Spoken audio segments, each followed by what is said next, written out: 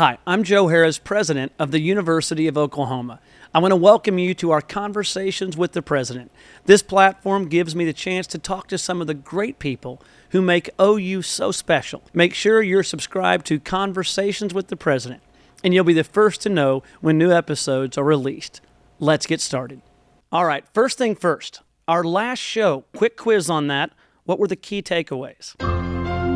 I'm giving you enough time to think about it. The first one is that this fall, just a few weeks ago, we welcomed a record class of more than 4,700 incoming students to the University of Oklahoma, record-setting in every way, including having 25% of the class being the first in the history of their families to go to college. We had a couple of really important guests, Dr. David Surratt, who is Vice President of Student Affairs and Dean of Students, and from the College of Atmospheric and Geographic Sciences, research scientist Matthew Flournoy. I hope you enjoyed that show. Today's show is going to be equally exciting and leverage off of those guests. So for today's show, we're celebrating the 50th anniversary of Title IX.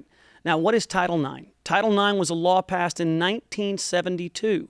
And why was it passed? It was passed because prior to that time, prior to the passage of Title IX, universities could deny admission to women because of their gender, doing things like requiring higher test scores for women than men.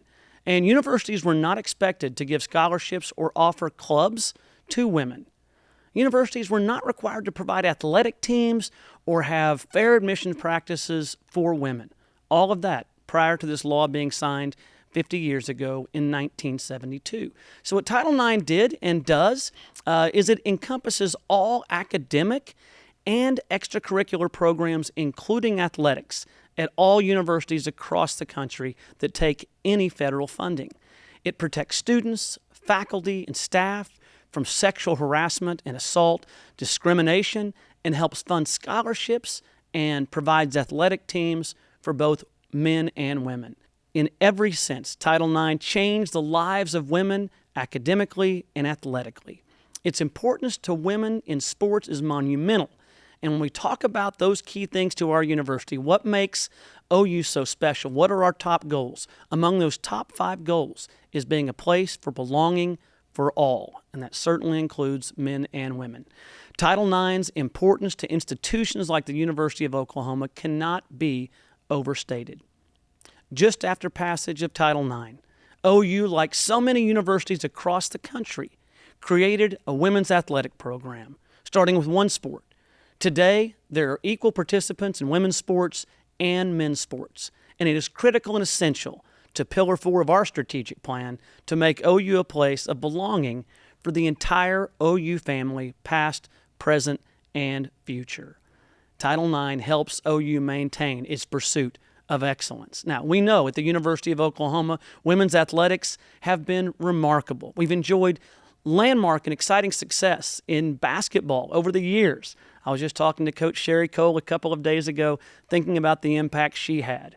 Then I saw on the sidelines of our last football game, which of course we won, our new coach, Jenny Baranchek, who's doing great things with the programs.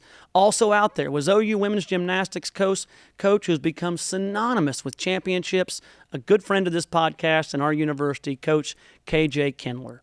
Look, there are countless other female athletes who have had success at OU and found a home at OU through volleyball, golf, tennis, track, and field. Across the entire spectrum of athletics, it has changed the lives of those student athletes and changed the life and the outcomes and the opportunities for all women. Now, at Oklahoma, there's one program that we know is synonymous with success, and that is OU softball. Women's softball at OU has become the dominant force in the sport.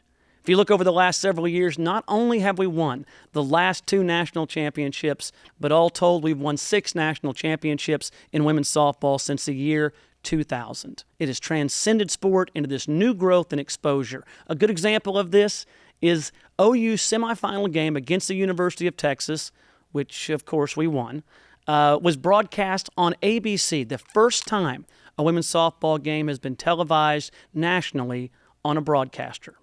Right? This is what Title IX promised: equality of opportunity, equality of access, and an opportunity for all women to flourish regardless of gender.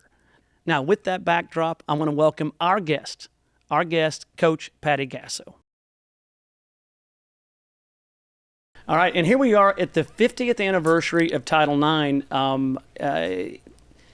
As we sit here at the 50th anniversary of Title IX, there is no sport in Oklahoma, and I would say not just at the University of Oklahoma, but nationwide, that epitomizes the dream and the hope of Title IX and the opportunity it brings.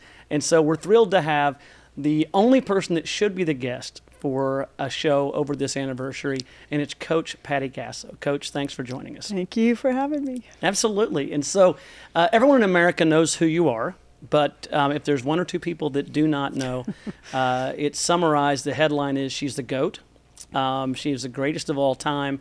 A little background I think is useful, especially you started off your head coaching career at Long Beach City College, and then you came to the University of Oklahoma as the head women's softball coach in '95, and you've been in that role since then, 28 seasons. Starting 29, right? Yeah. Yep. Isn't that incredible? Unreal. I mean, when you look at it, it just doesn't seem, because I came in about the same time. I came to OU just a few months before you did, and the years go by pretty quickly. And, they do. But when you're having a great time, it just flies, right? It does. And we stay younger and younger and younger. I would say it's we amazing. both look. We've done very well. It's hard to believe we've been here for 2 years, let alone 28. Agree. Right. That's why we're not using high-def lenses for me. Oh. Right. Oh. No, we're not. We're Okay. using some early 80s technology. Great. Makes me look more youthful. The numbers are incredible. So when you came here in '95, you had your first national championship in the year 2000, in case you didn't know. And you've had back-to-back national championships, making it a total of 6 national championships in your time so far as our head coach. And to make sure that we can punctuate this, and for those that are watching and not just listening, we had Patrick Dunn show up here with a little surprise for all of us. Patrick, could you bring in evidence of the back-to-back national championships? By the way, this looks like it's light. It's super heavy, which is what Patrick. Hey, thank you. That's some great work. Patrick just flexed, which I think he'll regret eventually. This is incredible. Does this ever get old? No, we get hungrier each year. So once you get it, it's just kind of like a weird infatuation that you just want to feel it again and again. Yeah, it's remarkable. And so as we sit here, and I want to go into the specifics of where OU softball is today and where it's going, but I think sort of macro view as we think about 50 years of Title IX. How do you? I mean, in the life that you've lived with Title IX and how it's grown over the years and its impact, what is your impression of the state of Title IX and the impact it's had during your career? That's a big question for many of us who have been doing this for a long time. And the stories I can tell you are just quite remarkable as to us starting my career at OU at Reeves Park, which is a city park that is notorious for late night slow pitch. And we would go over and practice, and we would pick up dirty diapers and beer bottles. We'd go over early and clean it all up, and then we would practice, but we'd have to be off the field by 5 because they had to get the fields ready for slow pitch. And that's really the life I was living my first 3 years here before we built a new stadium. And we didn't have a locker room. We traveled by vans quite a bit. Meal money was short. But it's not like we were struggling and others were flourishing. We were all living in the same way. There were 4 people in a room at times. It's just our budget wasn't something that we could just freely spend.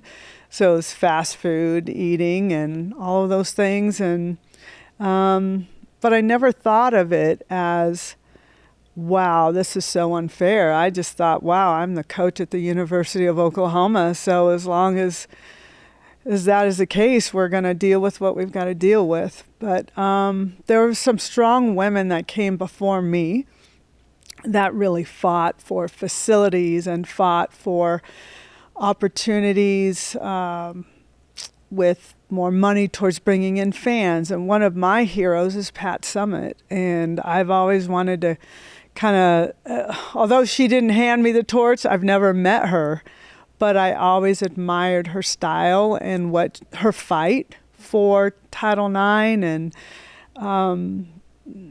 her salary, her facility, her crowds, her numbers were wow. She was selling out back then over men's basketball, which was a wow factor for all women, not just women in basketball.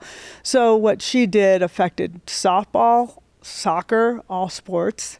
And I just wanted to, I'm not made like she is, but I knew that I needed to do something. So I've been a little more outspoken lately, especially, but going in and fighting for things, and Joe have been listening, and it's really, I think we have kind of been a trendsetter in the way of softball as to fighting for what's right. So what has happened since then is crowds have quadrupled or more. We can't let people into our stadium because it's sold out 10 minutes after tickets are on sale.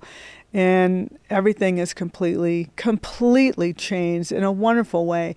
So a lot of times I'm saying to myself, I can't even believe I'm witnessing this. I can't, from the crowds to the budgets to the stadiums that are happening. It's been incredible. But there have been some pioneers and hardworking women who have been bold and outspoken and taken charge of all of this. And I'm the benefactor of that. And now I'm trying to eventually be handing my torch to someone, and I hope they'll take it from me, because it's a hard place to be. I think it's interesting. I think all of us that are in positions where we speak to the leadership of tomorrow realize that there's, for every benefit there's a burden, right? For every opportunity there's an obligation.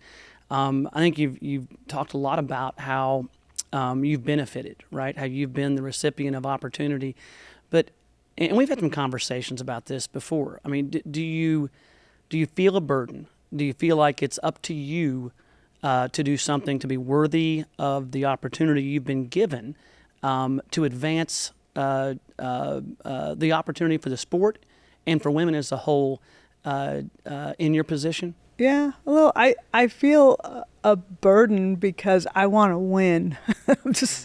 Coaches are developed that way, and I want to win, and I want the answer to be yes, and I will fight until I get a yes, and if I get a no, I feel defeated, but I still feel like we've won because there has been advancement. I feel prideful that and kind of proud of myself in a weird way that I am a little more outspoken. I'm saying things and doing things I never thought in my lifetime that I would. But I know that I want to leave softball better than what I came into. And that is my goal and my own expectation to help do that. So the game has changed in wonderful ways with instant replay. We were one of the last sports to get instant replay. We had over 40 plus cameras at the World Series, and we didn't have instant replay. I mean, some of these are just, if someone will say something, it's an easy fix, but nobody really likes to talk out loud. So yeah, that's become me. Yeah, and we saw that in high definition this past March with the facilities that were provided in and around the women's basketball tournament at the NCAA championships, right? You just look at it, and on its face, you realize this can't be right. And yet it's a legacy and something that should have been taken care of by Title IX. So there's still strides, as you're saying, to make. Here you are at this remarkable place in your career. You are the dominant figure in your sport. You've already made huge advances. You talked about a couple, but to me, the airing on ABC of the semifinal against Texas, the first of its kind for a national broadcast for softball, that is the next step. That is the next level in not just women's softball, but women's athletics across the board. I know you have, a lot more to go in your career. But do you ever think about what you want to be known for whenever your run is over? It's really not successes, but more that I was Oh, I guess honest, connectable, respected. It's not about the rings and show. I don't wear our rings. One, because they make them too big. I wouldn't even. I wouldn't imagine even putting it on my finger. They're So like it's bracelets. in a box somewhere.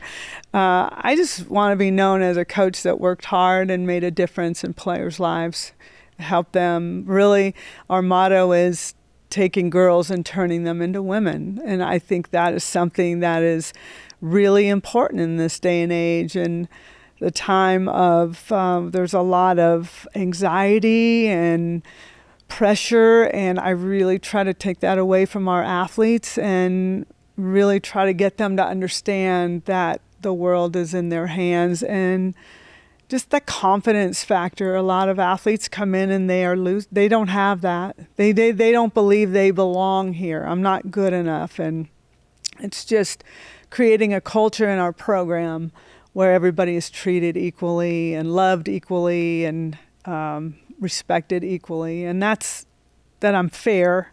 Those are the things that I care most about. Mm-hmm. Yeah. Do you think you've got a place in the history of the evolution of women's sports at the college level? I don't know. I don't even think about things like that. I just do me. I'm not. If it is, great. Even when I'm done coaching, I think I'll still be fighting in some way or encouraging someone to fight. Isn't that interesting, though? You talked about how you have to push yourself. And I don't know how you feel about it specifically, but it sounds like what I feel sometimes, which is I'm always teaching students, and I'm telling them to take risks and to always grow. And at times, you've got to push yourself to listen to the advice that you're dishing out. Is that kind of how you feel about it? Absolutely. They're watching me. They're not admitting it, but they read or they see on social media things that I'm going through. So if I am preaching, I need to back it up. And there are times where it really unsettles your life because you don't know what is going to happen. And again, I'm so driven to want to win that if I'm thinking that I'm not, it just keeps me up at night, or how can I do this better? And so if I'm preaching, I need to back it up for sure. So those are the things I need to stand up for our players. That's really the fun part of this job, is that you have to continue to grow. You can't remain static. All right, so this next question, I had lunch today with our friend Bob Stoops. Okay. And I was like, Bob, I'm going to be doing a podcast with Patty. Oh, no. And not with you, Bob. Okay. And he was obviously lauding you. And I was like, all right, give me a question for her. And I love the question, and it made me reflect on, we had the women's softball national championship team over to Boyd House for dinner a couple weeks ago, which was so much fun. And the women are so talented across the board. And so the question is this from Bob, which is, what is the biggest difference that you see in the athletes you're recruiting today from the athletes you were recruiting when you first started as a head coach, both at Long Beach and also here at the University of Oklahoma back in '95?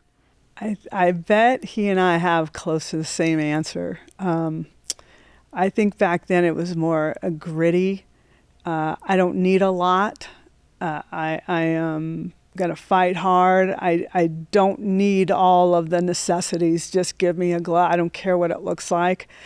There wasn't demands for things. There wasn't, I need the best of this. They were just wanting to play the game. They loved the game, and they just wanted to represent the university and play the game and have a great time doing it. I think we all would agree social media has a lot to do with the changes of what we're dealing with. And back then, players didn't care what people thought of them because they didn't have to read it very often. If anybody was saying anything, it might have been in the paper, but we weren't even getting covered in the paper back then. So now, the difference now is promotions, promoting myself, promoting the way I look, the way I play. Oh, I'm ranked, recruited number 2 in the country. Look at me, everyone. It turns me off, but I also know that it's part of their culture, And if I am like, I can't stand this, I won't look at it, then I am stepping away from something I need to be paying attention to, because I can learn a lot through it. So I think the gutty, gritty, fearless, confident is what I felt more from the younger group. The group I started long ago. Now it's more almost walking on eggshells sometimes, uncertainty of what is going to happen, what are people going to say. That's interesting. So emotionally, they become sort of more under attack. What about physically? Have you seen impacts of Title IX on the how physical the players are? 100%, and I think that's just through more knowledge and getting the right people who want to continue to learn, whether it's strength and conditioning, athletic training, all of the analytics, all of the things we have now. We can go to levels that we couldn't even touch before. So this day and age, the athletes are extremely strong, very well balanced. They have understanding of eating right and sleeping patterns and how to breathe properly. I mean, everything that you might do to even live, we have a reason why you should do it a certain way. So there's a lot of demands on them. And then there are times when I would feel it too. Like, you're telling me how I need to breathe, how I need to eat, what time I should go to sleep. And we're very regimented now. And I think at times it's overwhelming, like they just can't breathe. So we got to pay attention to the mental wellness side and give them opportunity to make choices and things like that. We didn't have that back in 95, 2000. It was just, hey, let's go. Let's play. Let's play some softball. Yeah, pretty much. Isn't that amazing, though? I mean, I think it's really insightful I expected the conversation to be that they're physically more dominant. They've been told now and reinforced that they can, that you don't throw like a girl, right? You play like an athlete. And but this mental and emotional and psychological component, to me, it's really insightful. And how has, as we now enter the age of name, image, and likeness, NIL, an open transfer portal, is that compounding the emotional stress? I think so, some, but at the same time, I will say I'm an advocate for NIL. And all I have to do is think of Jocelyn Allo. And if Jocelyn Allo was a male, she would be the number one draft pick from the Major League Baseball and make millions of dollars. So why would I mind if she's making $20,000 in NIL money? I support that. The hard thing is they have classes, they have practice, they have a lot going on, and then you have responsibilities to companies. So how do you balance that? And do they have the right agent? And is the agent feeding them, hey, do this, we got to do this? They understand that I support them, but they also understand not to bite the hand that feeds them, which is softball. Softball is the reason why you're getting NIL, so make sure that you put that first. And so we have those conversations, but I'm for it. I'm excited for these athletes. If they can create a little nest egg to say, for me, that an athlete, when they're done playing at the University of Oklahoma, has enough money in the bank to put a down payment on a house, that's like $1 million to me. Like, that's something a woman would never even be able to think about or say. So that's really exciting. The transfer portal, I think coaches get blamed a lot for the transfer portal. The transfer portal is for athletes to go into. So if there are athletes in your program that say, I'm not playing, I'm not starting, I'm going in the transfer portal, I say good luck. If someone is distraction in your program, then you might lead them to the transfer portal because you know they're never going to play anyway. So I think it's good for players to give them opportunity to want to play, but the day of Rudy is over I mean, there are no more Rudies that say, I'm going to wait my turn and wait my turn and wait my turn. They don't have the patience for that. And then we go to the transfer portal and we get the elite of the elite. And now people are saying, Oklahoma, you're too good and you're bad for the sport. I'm like, am I supposed to get average players off the transfer portal? What are you asking me to do? So it's an interesting dynamic when you are living in a pretty elite place and the way people look at you or look at our sport and want it to be more fair. I'm like, my job is to win and my job is to have the best team I can. So I don't understand the thinking of it, but I do think the transfer portal, as much as I love people honoring their commitment and so forth, if they're not happy, then it really can completely crash your program. So if they're going to find happiness playing in a program that might fit their talents, then I want players to be happy. Ultimately, that's what I want. Yeah. Well, it's remarkable. I mean, so many coaches that have been around for a while, regardless of sport, are saying with the uncertainty that's out there and all of the change, they just have to get out. They can't cope with it. They say it behind the scenes often. And I just think it's amazing that you are you've not just adapted to it, you continue to thrive in it. I mean, back to back, right? 6 since the year 2000 during the most amazing change in intercollegiate athletics. And it's interesting, you talked about the platform of social media and how it can create these pressures and these stresses and sort of the individuality. I think what seems special, and I'm just speculating here, but, proven time and time again, it's not just about aggregating the best athletes. It's about teaching them something bigger. And at least from the vantage I'm in, it looks like in a really important way, you're teaching student athletes that it's not just about them. That, yes, it's important to promote themselves, but there needs to be something bigger you're playing for. Is that a big part of the success? Oh, 100%, yeah. And it's not really coming from me. I think they understand.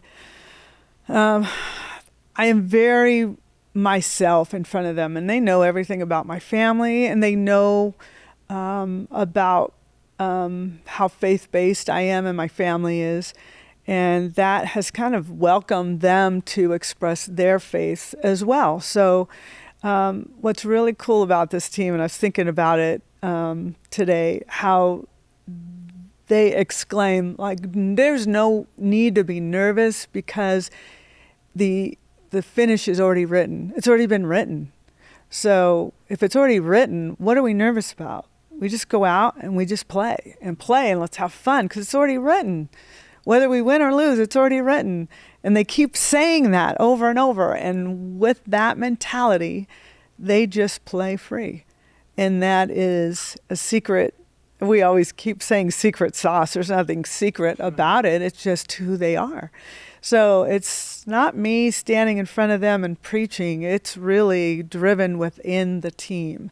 And so they run their own Bible studies and they run their chapels, and I'll sit in on them and assist them if needed by bringing in speakers and so forth. But it's just, and not every athlete on our team is all in on that, which is completely fine. We are open to all, whatever faith-based you have, it will be offered to you here at the University of Oklahoma as well. So it's been fun to watch, but it's very player-driven.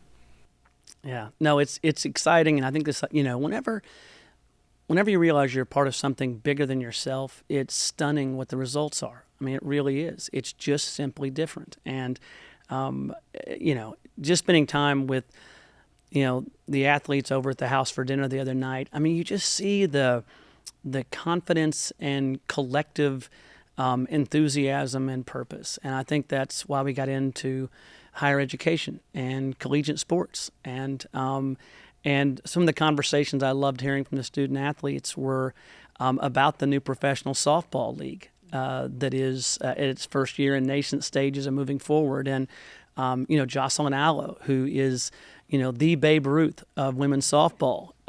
It's great to see her a part of that, the support that is being received.